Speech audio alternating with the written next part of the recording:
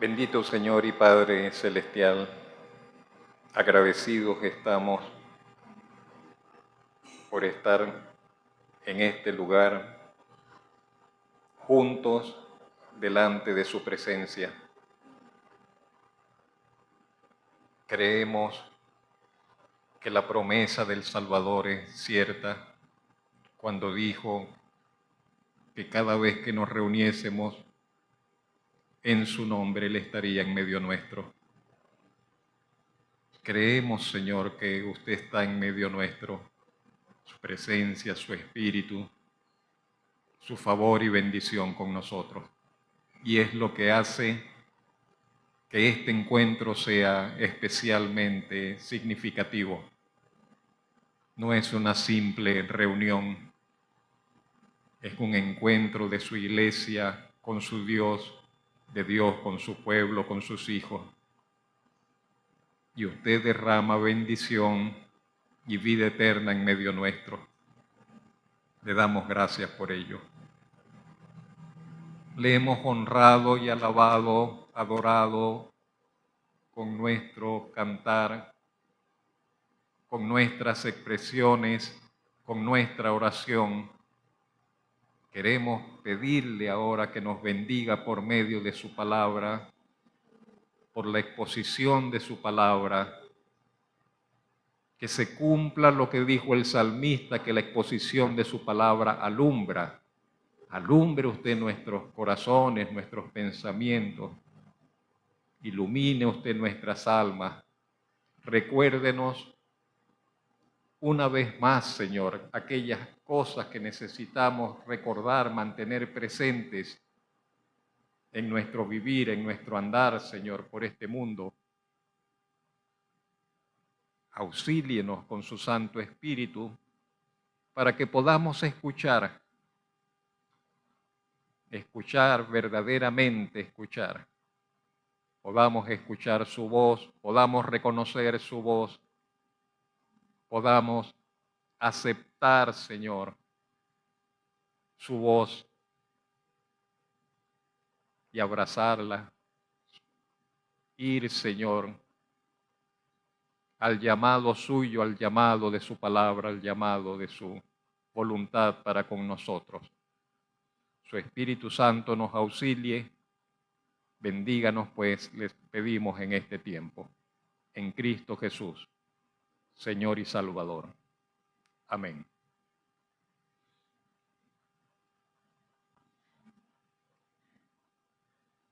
Integridad, el tema de hoy, mis hermanos. Integridad.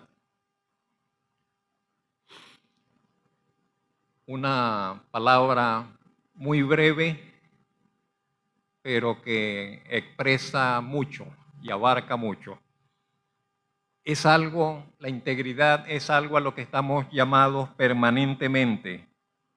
Todos los que profesamos ser hijos del Señor, todos los que profesamos ser creyentes, estamos llamados constantemente a la integridad, a llevar una vida de integridad. Este llamado hacia la integridad se nos hace de muchas maneras, con distintas exhortaciones en la palabra del Señor.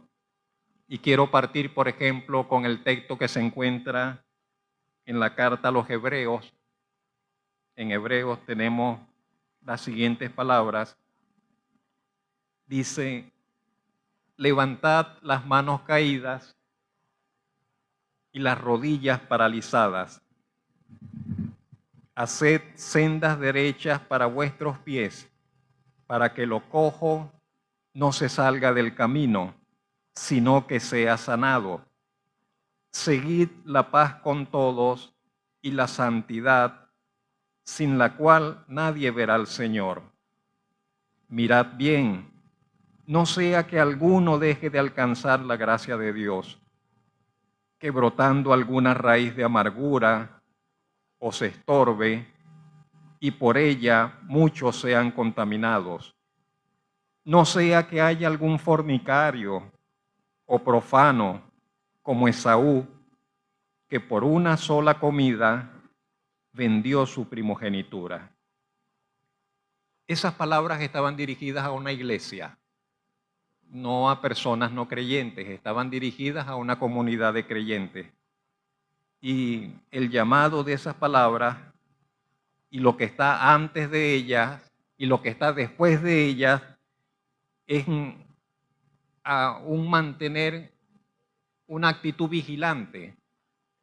Es un llamado a los creyentes, a los cristianos, a mantener una actitud vigilante hacia el tipo de vida que se lleva.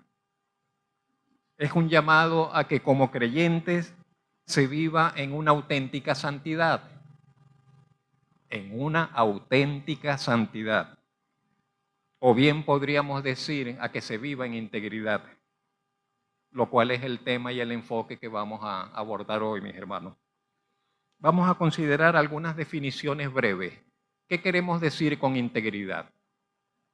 ¿Qué conceptos, qué ideas queremos, en qué queremos pensar cuando hablamos de integridad? Algunas definiciones pueden ser las siguientes. Podemos decir que integridad, mire este concepto, esta definición tan simple, tan sencilla. Integridad es hacer lo correcto, aun cuando nadie nos ve.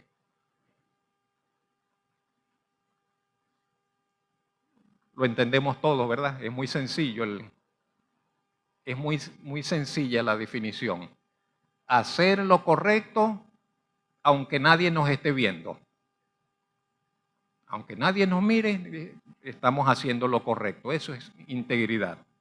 Otra definición, un poco más elaborada, diría que la integridad es la coherencia entre lo que se cree, se dice y se hace. La integridad es la coherencia entre lo que se cree, lo que se dice y lo que finalmente se hace. Es decir, que no haya contradicción en que yo digo, bueno, yo creo esto y digo una cosa y hago otra cosa, sino que todo va en una misma línea. Lo que yo digo creer, lo que yo hablo y lo que yo hago. Eso es integridad. Que haya una coherencia entre lo que se cree, lo que se dice y lo que se hace. Otra definición de integridad un tanto más expresiva o un tanto expresiva diferente, con una figura diferente, es la siguiente. Integridad es tener un corazón entero de una sola pieza, no dividido. Usa la figura de un corazón, pero que es así como que de una sola pieza. No está fragmentado, no está roto, no está allí como, sino que es sólido.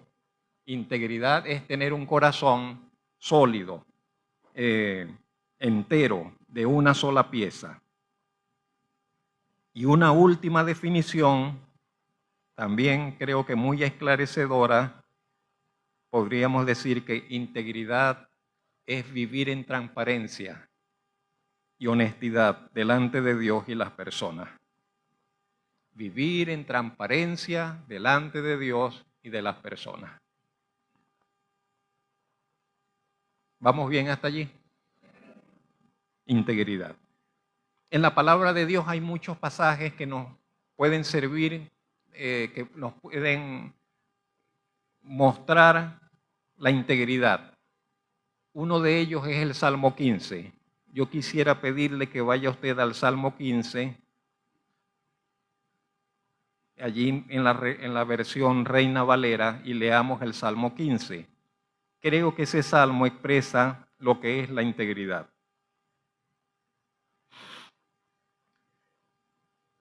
Dice Jehová, ¿quién habitará en tu tabernáculo? ¿Quién morará en tu monte santo? El que anda en integridad y hace justicia y habla verdad en su corazón. El que no calumnia con su lengua, ni hace mal al prójimo, ni admite reproche alguno contra su vecino. Aquel a cuyos ojos el vil es menospreciado, pero honra a los que temen a Jehová. El que aún jurando en daño suyo, no por eso cambia. Quien su dinero no dio a usura, ni contra el inocente admitió cohecho. El que hace estas cosas no resbalará jamás.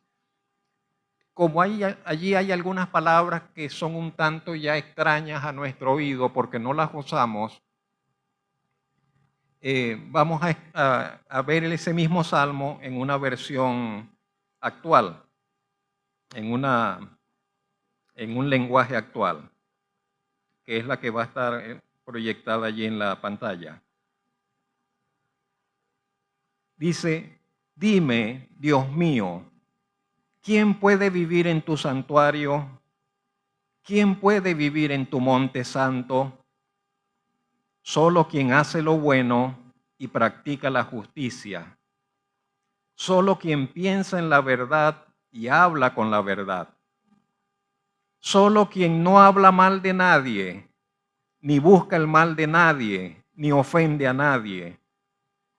Solo quien desprecia al que merece desprecio, pero respeta a quien honra a Dios.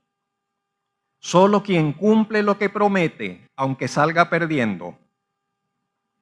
Solo quien presta dinero sin cobrar intereses y jamás acepta dinero para perjudicar al inocente.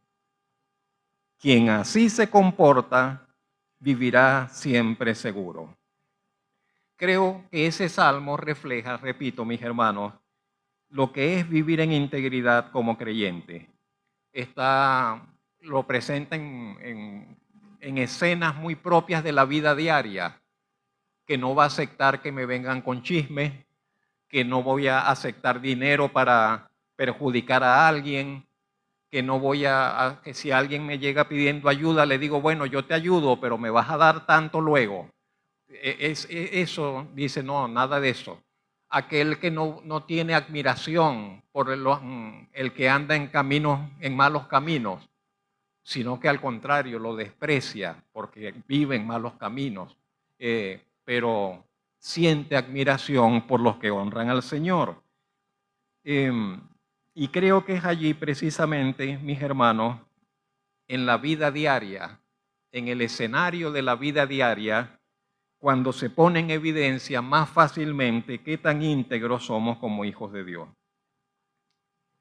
Sin embargo, me temo que algunas veces la falta de integridad permanece escondida, permanece oculta, pasa desapercibida para las personas, pero no para Dios, quien ve los corazones y puede conocer y pesar los motivos y acciones de cada uno. Creo que todos nosotros deberíamos de cuando en cuando temer y tratar de asegurarnos de ser hallados fieles en este asunto delante del Señor. Y digo delante del Señor porque es lo que realmente importa, que seamos hallados fieles delante del Señor. No importa lo que las personas puedan decir, porque ¿de qué valdría que salgamos aprobados entre nosotros, que salgamos aprobados delante de las personas, pero que el Señor nos reprobase? Eso sí sería terrible. Una verdadera lástima. Vamos a ver algunos ejemplos de falta de integridad. En la Biblia vamos a encontrar ejemplos de falta de integridad y de integridad. Vamos a ver un ejemplo de falta de integridad. Pensé inmediatamente en aquellos hombres a los cuales confrontó el Señor Jesucristo. Y solamente tomé uno de ellos porque, por razón de tiempo, era un grupo de personas que decían vivir muy cerca de Dios. Andaban de punta en blanco, usaban ropa especial, se creían especiales ellos mismos, no trataban a las personas comunes del pueblo, ellos eran formados en una especie de élite. decían vivir de forma cercana de Dios, pero el Señor Jesucristo los confrontó por su falta de integridad. Me refiero a la mayoría de los escribas, de los fariseos, de los sacerdotes. Conocían la ley supuestamente como nadie. Obedecían la ley, según ellos, hasta en lo más mínimo. El Señor Jesucristo le dice, pero diezman hasta la menta y no sé qué cosa, o sea, hasta lo más pequeñito estaban ellos pendientes. Eran conocidos por sus oraciones, sus largas oraciones, por sus ayunos, por sus diezmos, por el celo de que se respetasen los mandamientos de Dios.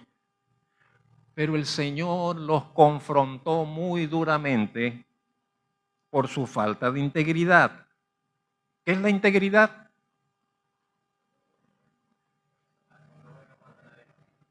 Que haya una coherencia entre lo que se dice y lo que se hace. Entonces el Señor les dice, ustedes dicen una cosa y hacen otra cosa. Ustedes dicen vivir de una manera, pero el Señor les dice, pero ustedes realmente son otra cosa. Entonces, eso es la falta de integridad. Veamos Mateo capítulo 23, versos 2 al 3, como el Señor les dijo, o dijo acerca de ellos. Dijo, en la cátedra de Moisés, en la escuela de Moisés, se sientan los escribas y los fariseos. Así que todo lo que os digan que guardéis, guardadlo y hacedlo. Mas no hagáis conforme a sus obras, porque dicen y no hacen. Allí está el primer señalamiento que el Señor les dirige. Conocen la ley, enseñaban la ley, pero ellos mismos no la cumplían. Existía una contradicción entre lo que decían y la forma en que vivían. No había coherencia entre lo que decían y lo que hacían. Otro señalamiento lo encontramos más adelante en ese mismo capítulo. Y el Señor señaló la hipocresía de ellos, de que se mostrasen aparentemente muy espirituales, muy temerosos de Dios, pero la verdad era que por dentro llevaban otro tipo de vida internamente.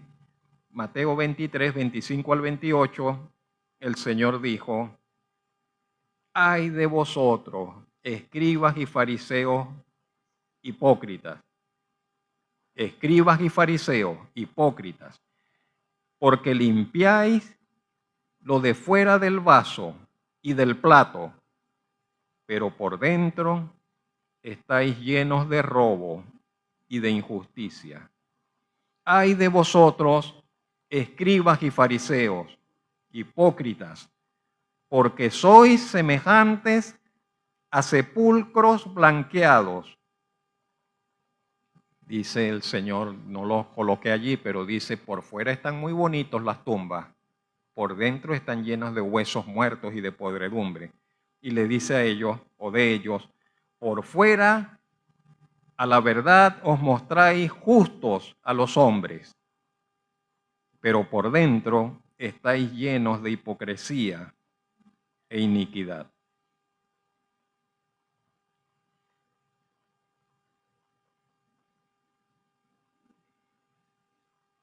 Tristemente eso no terminó con los fariseos. La historia de la iglesia a lo largo de los siglos ha estado manchada con personas, con líderes, con otros que no son líderes, sino parte de la iglesia que han vivido de esa manera. Aún en la actualidad somos a menudo, muy seguido, testigos de la falta de integridad de muchos de los que se dicen ser ministros del Evangelio. Vamos a hablar, por ejemplo, de ello, ¿no? Y esa falta de integridad se convierte en un escándalo para los que no creen. Esa falta de integridad de los líderes de la iglesia se convierte en un escándalo para los que están afuera, que dicen, mira, y vienen los señalamientos. Y se convierte esa falta de integridad en un estorbo para aquellos a los cuales se les predica el evangelio. Dice, pero voy allá para los que andan haciendo esto, los que se roban, no sé qué más, los que viven de esta forma. Se convierte en un estorbo para el testimonio y para la predicación de las buenas nuevas de salvación. Pero no solo de los líderes. Si usted y yo, si usted que está sentado allí, no lleva una vida de integridad, entonces usted se convierte en un estorbo, en un tropiezo para el testimonio del evangelio. Estamos todos, aunque usted no ocupe una posición visible, pública, estamos todos llamados a vivir una vida de integridad para la gloria de Dios. Amén. La iglesia del Señor y cada uno de los miembros que la conformamos está llamada a un vivir en integridad delante de Dios y delante de la sociedad que nos rodea. Ciertamente vivimos en un mundo corrompido, en un mundo corrupto, vivimos rodeados de corrupción, vivimos hay una corrupción envolvente alrededor nuestro, contaminante.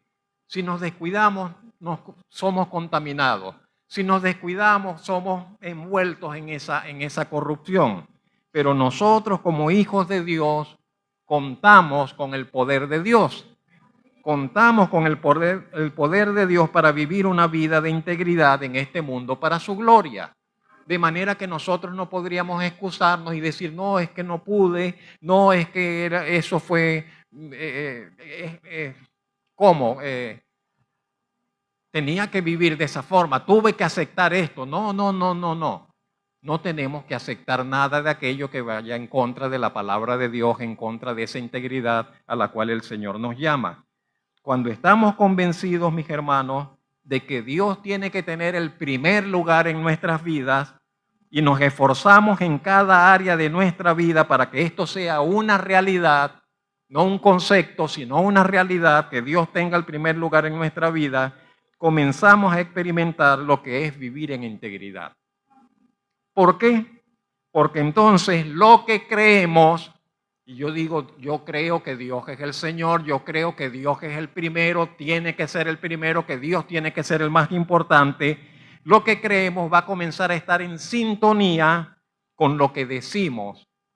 Cuando decimos Dios para mí es lo más importante. Y con lo que hacemos. ¿Qué será lo que hacemos? Que comienza desde las disciplinas o desde las prácticas devocionales, que tengamos un tiempo de oración, que tengamos un tiempo de comunión con su palabra, que nos congreguemos regularmente, etcétera, hasta la forma como vivimos en nuestro diario andar. Vamos a ver 3 ejemplos rápidamente de integridad. 3 ejemplos bíblicos de integridad. En la palabra de Dios también vamos a encontrar abundantes ejemplos de personas que vivieron en integridad para la gloria de Dios. El primero es José. José en la casa de Potifar, en Génesis 39. No vamos a leer la cita, yo creo que todos la conocemos. Si alguien no está familiarizado, lo lee en casa, Génesis 39. La historia del joven José, hijo de Jacob, fue vendido por envidia. Sus hermanos lo vendieron a una caravana de mercaderes. José fue a parar en Egipto. Allá en Egipto lo compró un oficial de Faraón y lo puso a trabajar para él y fue el amo de llaves de la casa de ese oficial de Faraón. Fue el servidor de Potifar. Todo iba muy bien. José cayó en gracia. El favor del Señor estaba con él. El hombre le dejó todas las cosas, las puso en sus manos para que le administrase su casa y todo lo que tenía que ver con él. Y todo iba bien hasta que un día la esposa de su jefe, la esposa de su señor, la esposa de ese oficial que estaba allí, comenzó a poner los ojos en José y se antojó de querer tener relaciones íntimas, relaciones sexuales con José. Y comenzó a acercarse y comenzó a insinuársele y cada día le insistía y cada día estaba allí de que se acostara con él, que se acostara con él. Con ella, quiero decir.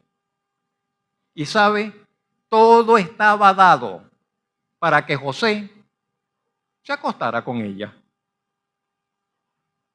Todo estaba dado para dar lugar a la satisfacción de los placeres del cuerpo de manera libre y desenfrenada. José estaba solo, lejos de su tierra, de familiares, de conocidos. Era la mujer la que se le estaba insinuando y se le estaba entregando, se le estaba ofreciendo. Quizás era una mujer atractiva, bien arreglada, era la esposa de un hombre importante. ¿Qué lo detenía?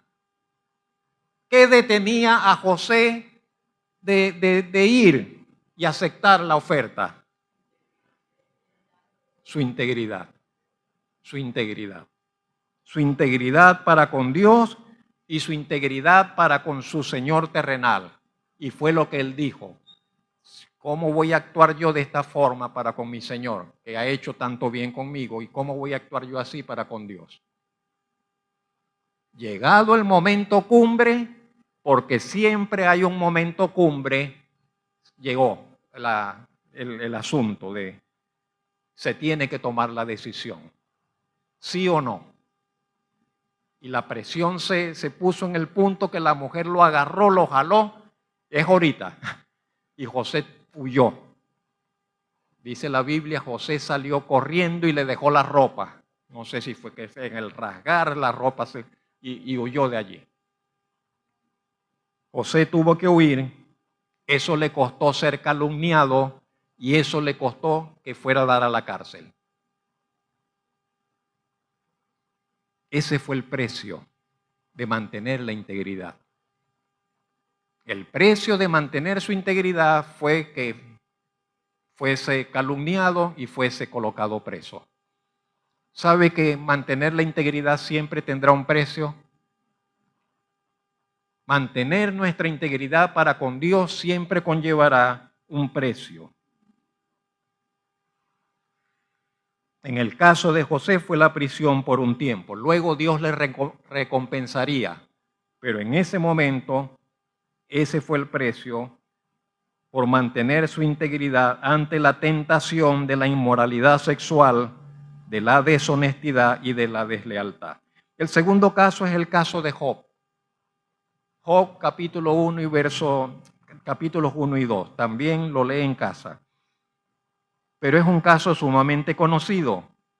El caso de Job destaca porque Job era un hombre sumamente rico, sumamente próspero, bendecido, y de un día a otro llega la debacle, se encuentra en la ruina total, con la pérdida de todos sus bienes e incluso de todos sus hijos. Todos sus hijos, sus 10 hijos, mueren en una catástrofe en el mismo día.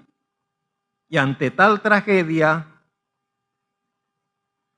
las palabras que salen de los labios de Job fueron la expresión de su profunda fe en la grandeza de la soberanía de Dios. Leemos en Job 1, 20 al 21, cuando Job escuchó todo esto y cuando le dijeron finalmente lo de la muerte de sus hijos, dice, Job se levantó, rasgó su manto en señal de duelo, rasuró su cabeza, señal de tragedia, y se postró en tierra y adoró. ¿Podemos ver eso? El hombre le llegan con todo eso y en un momento entonces dice, reconoce la tragedia, reconoce todo lo que ha venido, pero dice, se postra en tierra y adora a Dios y dice, desnudo salí del vientre de mi madre y desnudo volveré allá. Jehová dio y Jehová quitó. Sea el nombre de Jehová bendito. Eso se llama integridad. Eso se llama integridad. En toda su prosperidad alababa y adoraba a Dios. Y ahora cuando lo perdió todo, inclusive la vida de sus hijos, y la tragedia ha llegado y la muerte ha llegado, continúa alabando y adorando a Dios. Eso es integridad. Bendito el Señor. Y esa actitud de Job fue tan llamativa que el mismo Satanás le dice a Dios, yo creo que yo puedo quebrar esa integridad. Estoy parafraseando. El hombre se mantiene íntegro porque todavía él está sano y el mal no ha llegado a su cuerpo. Pero dame permiso para tocar su salud. Y Dios le dio el permiso a Satanás para que viniese y tocase la salud de Job. Y dice la Biblia que Satanás le hirió con una sarna maligna desde la planta del pie hasta la coronilla de la cabeza.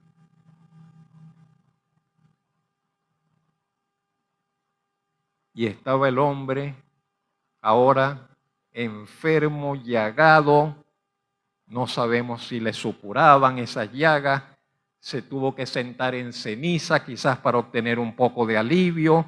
Dice la Biblia, tomaba un tiesto, un palo, un pedazo de algo para rascarse porque le picaban esas cosas. Y cuando parecía que no podía ser peor, que su sufrimiento no podría ser llevado a un grado mayor, si todavía parecía que no podía añadirse algo más, su mujer, su compañera de vida, en vez de darle algún acompañamiento, algún consuelo, alguna palabra en su dolor, la mujer lo que le dice es lo siguiente. Leemos allí en Job capítulo 2, verso 8 en adelante. Le dice su mujer, ¿aún retienes tu integridad? Maldice a Dios y muérete.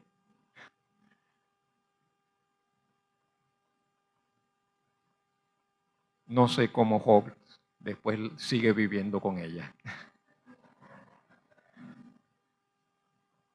Bueno, Job era un hombre íntegro.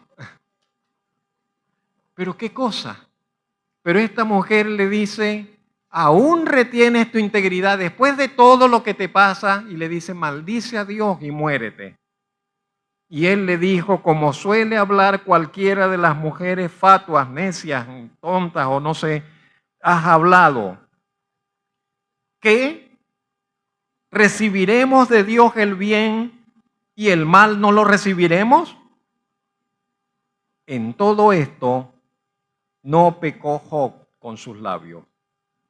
Y Job, entonces, mis hermanos, es un gran ejemplo de cómo en medio de grandes sufrimientos podemos mantenernos fieles al Señor y honrarle y adorarle, aunque no comprendamos el porqué de lo que nos ha sucedido.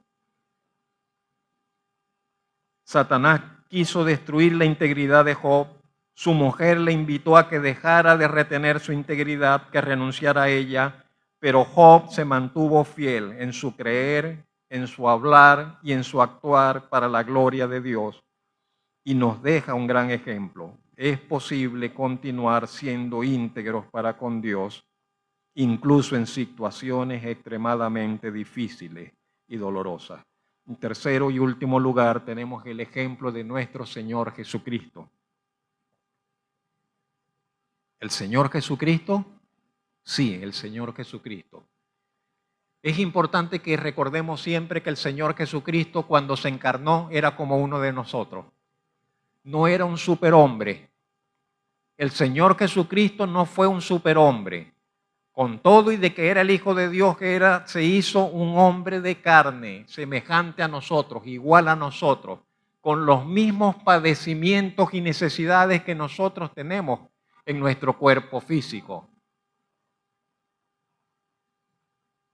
Sujeto a todos los padecimientos del ser físico. Necesitaba hidratarse, necesitaba alimentarse, necesitaba descansar, sujeto a las mismas emociones que nosotros tenemos. Se alegraba, se entristecía, se enojaba, sentía compasión, se angustiaba. Cada una de estas cosas las podemos encontrar en la palabra.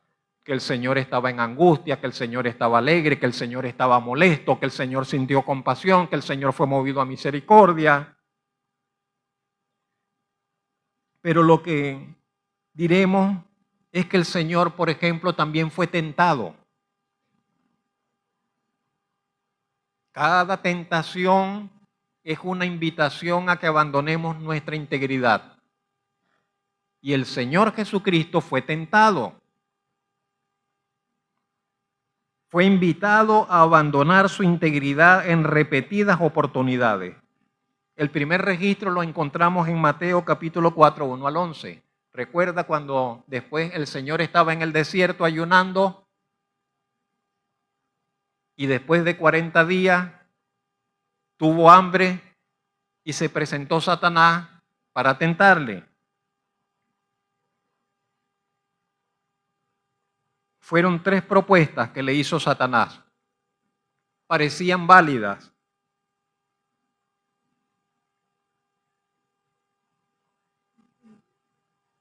Las tentaciones casi siempre, no sé si decir siempre, pero tienen como una justificación. Parecen válidas. Parecen válidas. Parece como que, bueno, pero yo tenía esta necesidad. Tienes esta necesidad, haz esto y resuelves tu necesidad. Yo tenía este apuro, me encontraba en este apuro y entonces te ofrece algo para salir del apuro de manera indebida. La tentación. Y la necesidad puede ser de cualquier tipo. De cualquier tipo. Y en el caso del Señor Jesucristo, cada una de esas invitaciones, de esas tentaciones, le invitaba a que actuase para satisfacer, para dar respuesta a sus necesidades. En el caso del hambre, muy sencillo, ¿tienes hambre? Haz que estas piedras se conviertan en pan y satisface, resuelve tus problemas. La otra propuesta era, ¿eres hijo de Dios? Demuestra que eres hijo de Dios. Lánzate de acá, los ángeles vendrán y te van a sostener. Y la tercera de las propuestas era, aquí están todos estos reinos, van a ser tuyos, sin necesidad de ir a la cruz. ¿Sabe qué eso era? La propuesta era esa, todos estos reinos te voy a dar, ¿para qué ir a la cruz? En el fondo es, no necesitas ir a la cruz, no necesitas sufrir, no necesitas padecer, yo te los puedo entregar sin pasar por la cruz. Y el problema de cada una de esas propuestas era que desconocían la autoridad de Dios y su señorío, implicaban un actuar al margen de la voluntad de Dios. Contemplaban anteponer el deseo propio o la necesidad humana a la voluntad y el propósito de Dios. Otro caso lo vamos a encontrar en Mateo 16, 21, 13. El Señor le está declarando a sus discípulos, vamos a Jerusalén y allá es necesario que el Hijo del Hombre padezca mucho de los sacerdotes, de los escribas, de los fariseos y que finalmente muera. Y Pedro, y que resucite también. Y Pedro le dice, Señor, ven acá. Señor, piénsalo mejor. No es necesario que hagas eso. No te da, ten compasión de ti mismo. ¿Cómo? Considéralo. Y el Señor le reprendió y le dijo, quítate, Satanás, apártate de mí, Satanás. Me eres tropiezo porque no pones la mira en las cosas de Dios, sino en las de los hombres. Pedro al parecer vio solo lo negativo, los sufrimientos, la muerte, lo trágico. Quiso aconsejar al Señor y el Señor le reprendió duramente. Detrás de las palabras de Pedro era la obra de Satanás. Cuando a nosotros cuando usted a alguien le invita a que haga algo, a que actúe en contra de la voluntad de Dios, detrás de eso, ¿quién está finalmente? Cuando vemos la cuerdita detrás está Satanás. Siempre estará Satanás tratando de llevarnos a ir en contra de la voluntad de Dios.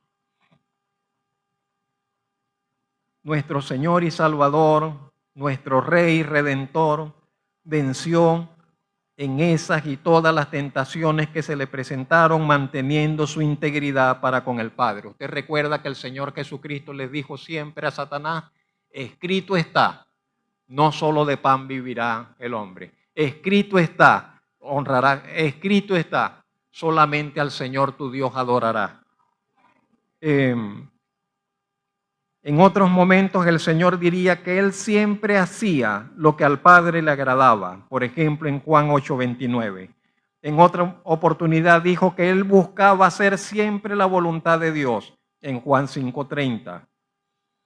En otro momento dijo que Él siempre anteponía la voluntad del Padre a la suya. Él dijo, yo no he venido a hacer mi voluntad, sino la voluntad del Padre que está en los cielos.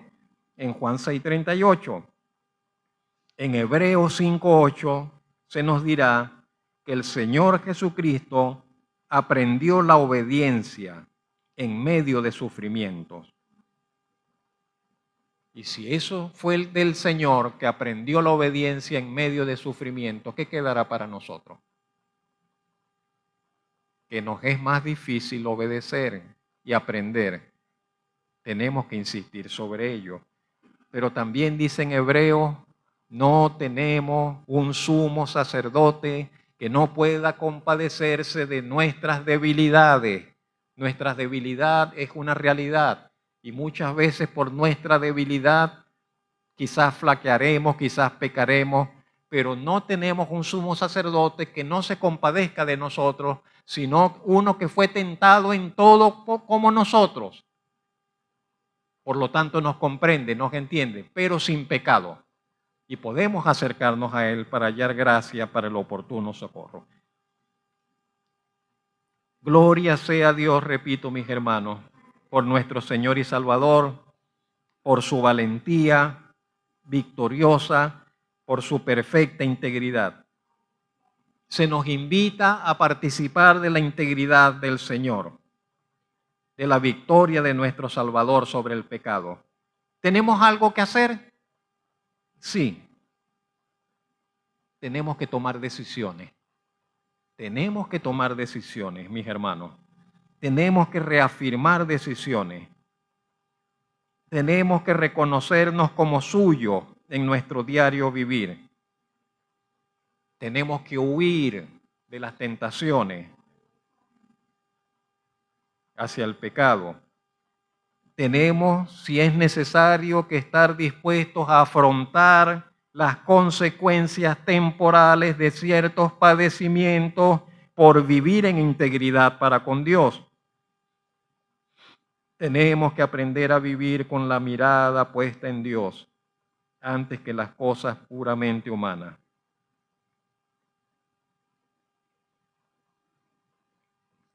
Termino, mis hermanos. Tenemos que desear ser de un solo corazón para Dios.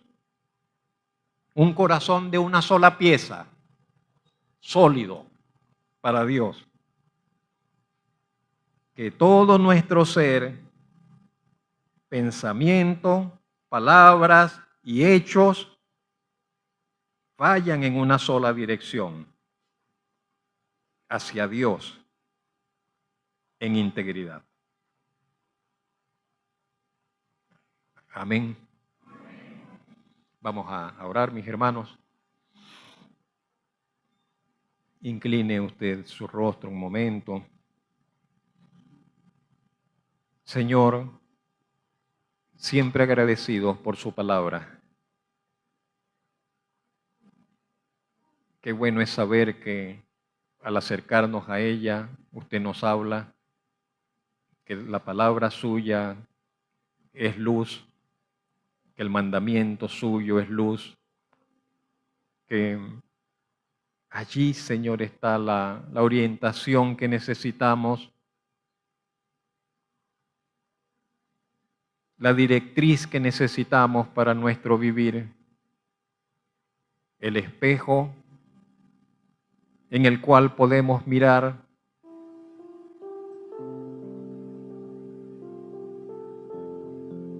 queremos ser nosotros también hombres y mujeres de integridad. Queremos ser de aquellos que viven en integridad para con su Dios. Sentir, pensar, hablar y hacer. Todo en consonancia, en coherencia, sin contradicciones.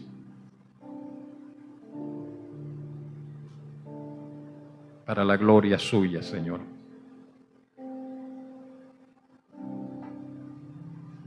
Que su Espíritu Santo siga obrando en nosotros.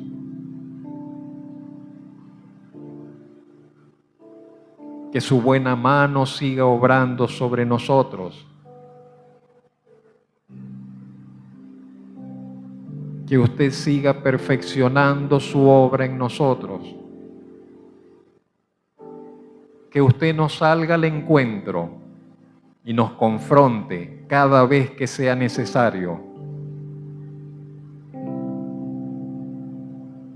Sabemos que lo hará con misericordia, sabemos que lo hará con amor, pero también con firmeza. Que usted nos libre del engaño de nuestro propio corazón, de la autojustificación, de las excusas. Que usted quiebre, Señor, el andamiaje, Señor, de las excusas en nuestra vida. A veces somos tan propensos a excusarnos y presentar excusas para nuestro actuar. Ayúdenos a desarmar todo eso, mi Dios, y a ir en pos de una vida de integridad, de una vida de honestidad, de transparencia, de rectitud, para la gloria suya.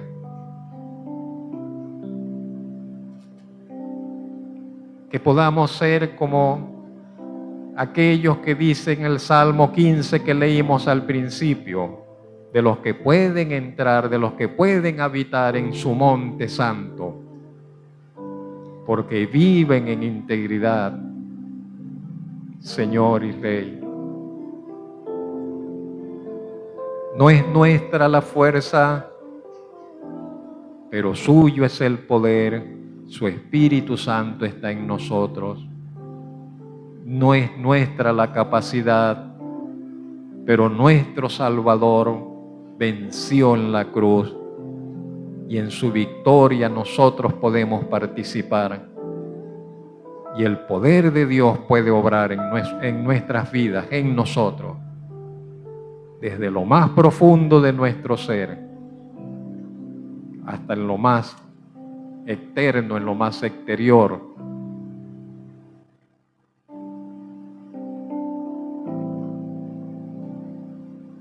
Muchísimas gracias, Señor y Dios nuestro. Bendito Padre Celestial. Amén.